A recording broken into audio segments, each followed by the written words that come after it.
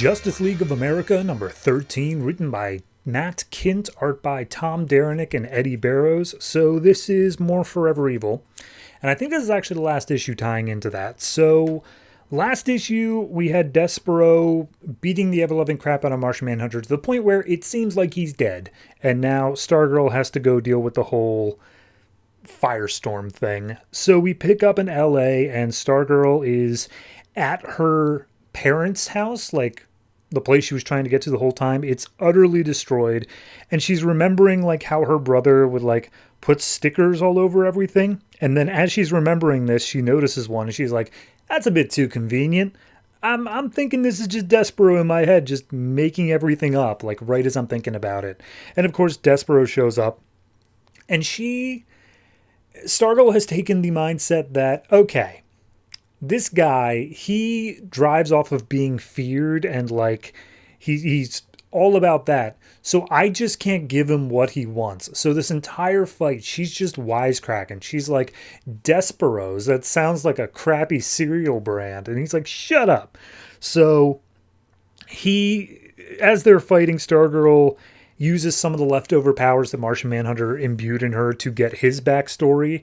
And apparently he was from some planet where they had like a goal. Their bar mitzvah, pretty much, becoming a man, is that you had to go to a different planet and use your like psychic abilities or whatever to build a religious monument. And so he convinced this race of people to do it, and like he was even helping them out. He was inspiring them. But then one day he looked at them and he saw that they feared him, and that just cracked something in his brain to where he essentially just like destroyed and ruled over these people. So yeah, at this point, Despero is choking out Stargirl, and she just starts laughing. He's just like, why are you laughing? Don't laugh at me. I can destroy you. Why are you laughing? And it distracts him just enough that she's able to blast off and fly away. And she uses like some ability to, like her star staff, whatever it's called, to blast him with some energy. And she also uses her Martian Manhunter ability to essentially take him out. She manages to knock him out briefly, long enough that she can go deal with the firestorm thing. So she flies over to the ship where firestorm is, and we see there's a countdown going on that's literally at like 4 seconds left. So he's about to go nuclear, and she's like, okay, I'm not sure what to do here. And this all seems like really convenient that I got here in the last 5 seconds, but we'll see what's up. And she uses her Manhunter abilities to go into Firestorm's mind, and inside is Ronnie and Jason, and they're just arguing with each other over what they should do, whether they should stay put or whether they should try to break out. And as they're arguing, they're like about to kill each other, and that's when Stargirl comes in just like, hey, stop it. Don't you guys understand? Like, you guys are the prison, and if you guys keep arguing, this whole place is going to blow up. So yeah, this is all Despero's fault. And they're like, what? Despero, how do you know that? We've been stuck in this prison. She's like, I got out. I saw what was going on outside. You got to stop. And Jason just conjures up a gun and is about to shoot Ronnie. And Stargirl's like, don't you get it? You guys fighting are causing the countdown. You got to stop. If we want to do this, we just have to call out to them. Let them know what's going on. And so she uses the combined abilities of Firestorm and her own Manhunter powers and everything else to call down to every Justice Leaguer that's trapped in the prison and tells them, everyone, come on out. And we see every one of the Justice League members busting out of Firestorm, including Batman, which shouldn't be a thing. And they all are landing around in LA, and Superman's like, Stargirl, what are we doing here? And he's like, oh my God, Superman, you know my name. That's incredible.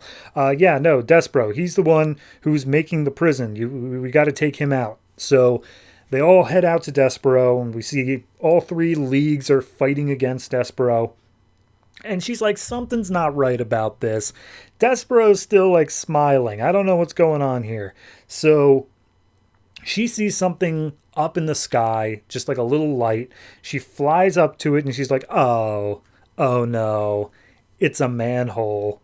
So we get one last little flashback to her past after her brother died, and she apologizes. She's like, I'm so sorry, it's all my fault, he's dead. I'm the one who led that maniac here who killed him, and they're like, look, no, he was going to do something bad regardless. It just sucks that it was your brother, but like regardless, you deserve to be Stargirl. You are a good, kind-hearted person, and we need more of that in the world. So don't give up. Keep being Stargirl. And we see Stargirl waking up back in the exact same prison she was in the beginning.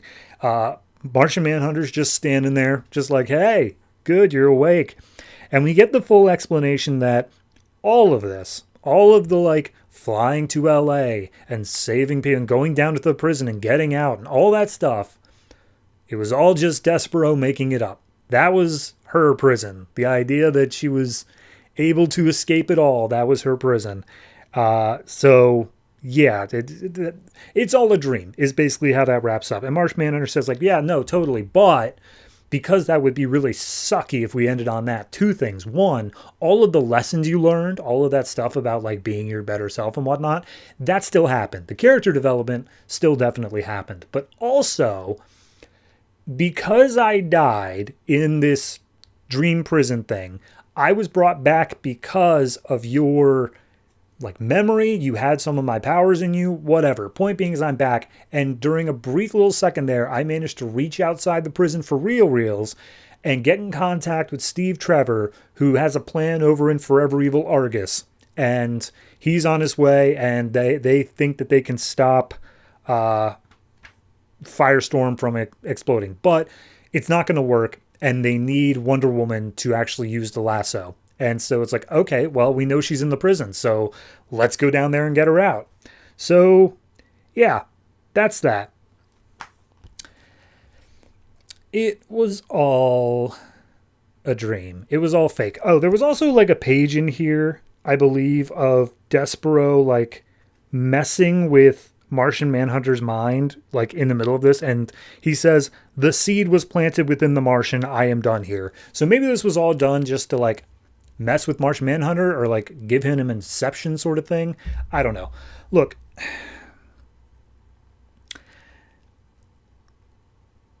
I felt like this was all going to be a dream from the beginning. There were a few little like seeds they planted to say, hey, this isn't real. Like there was one point where Shazam was actually out in the real world, but like they just didn't run into them. They just heard reports that they were there. I appreciate the fact that they were at least leaving those seeds instead of it just being a 100% like, ho, it was all a dream. You didn't see that coming, did you? But like, it still was all just a dream. And it just makes these tie-ins that much more frustrating. The fact that none of it really mattered. And as much as you want to point and say, oh, but the character development, yeah, fine, I guess. But like, you can do that without it all just being a dream. This just reeks to me of the Justice League proper book. The main Justice League book is currently doing a thing with Cyborg and the Metal Men.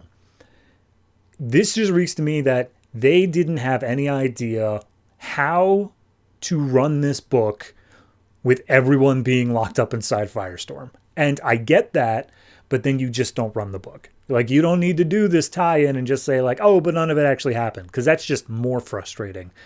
Beyond that, I do think it had some good character development. I do think it was an interesting arc overall. We'll see how because I think last issue is next issue is the last issue. So we'll see how we really wrap up on that. But overall, I'm going to give this particular issue, it's like a 6.